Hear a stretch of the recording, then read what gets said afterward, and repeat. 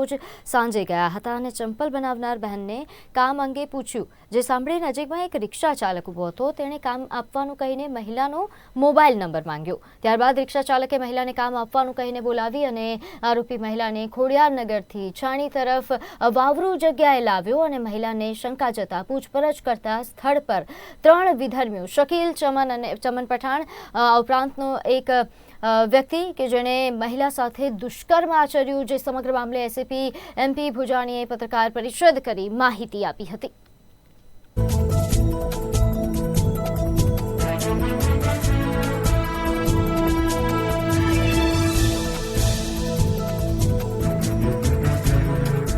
ગઈકાલ સાંજના એક મહિલા છે જે પોતાના કામ ધંધા માટે ઘરકામ શોધવા માટે એક ચપ્પલ બનાવતી બેનને પૂછતી હતી કે મને કંઈ ઘરકામ અપાવશો. એ દરમિયાન આ ગુનાના આરોપી બાજુમાં રિક્ષા લઈને ઊભા હતા. એટલે આ વાત સાંભળી ગયા આરોપી, એટલે બેનને સામેથી કીધું, બેન તમારો નંબર આપો, મારી પાસે કોઈ એક બંગલાનું કામ છે. એવું સિફતપૂર્વક આ મહિલાનો મોબાઈલ નંબર આ આરોપીએ લઈ લીધો. અડધી જ કલાક પછી આરોપીએ આ મહિલાને ફોન કર્યો કે એક બંગલો છે, હું તમને બતાવું છું અને હું તમને ત્યાં કામ અપાવીશ, તમે બહાર આવો. એટલે આ મહિલા બિચારી કામની લાલચમાં ઘરેથી બહાર નીકળે છે.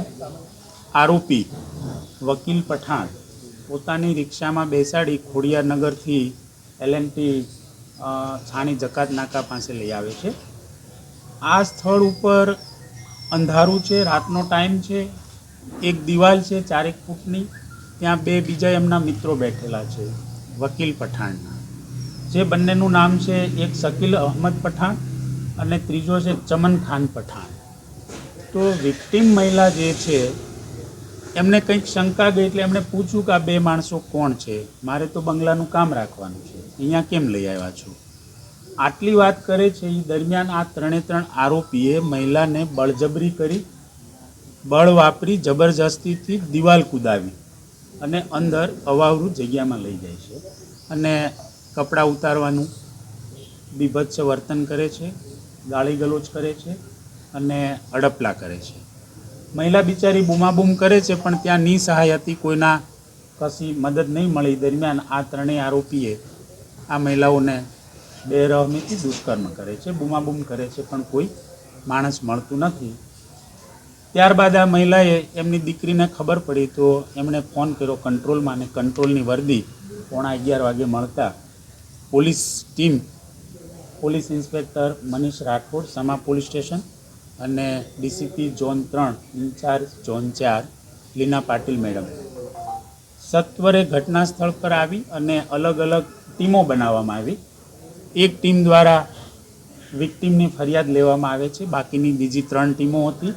તે પૈકી એક ટીમને બનાવ સ્થળ અને બાકીના જે નાસી ગયેલા આરોપી છે એમના સર્વેલન્સથી અને ટેકનિકલની આસિસ્ટન્સથી શોધવાના. આરોપીઓને રાતોરાત ગણતરીની કલાકોમાં હસ્તગત કરવામાં આવેલા છે.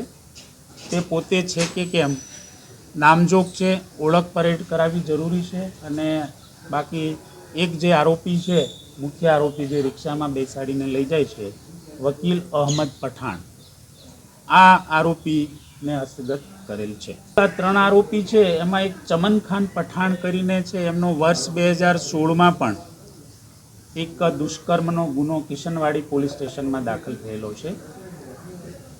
બાકીના જે આરોપી છે એનું સાદા કોઈ એક્સિડન્ટના એવા 1-2 ગુનાઓ દાખલ થયેલા છે, પણ એક ચમન પઠાણ છે એ હેબ્યુચ્યુઅલ કહી શકાય. એક 2016માં 376 દાખલ થયેલી છે, જે 2024માં બીજી દાખલ થઈ.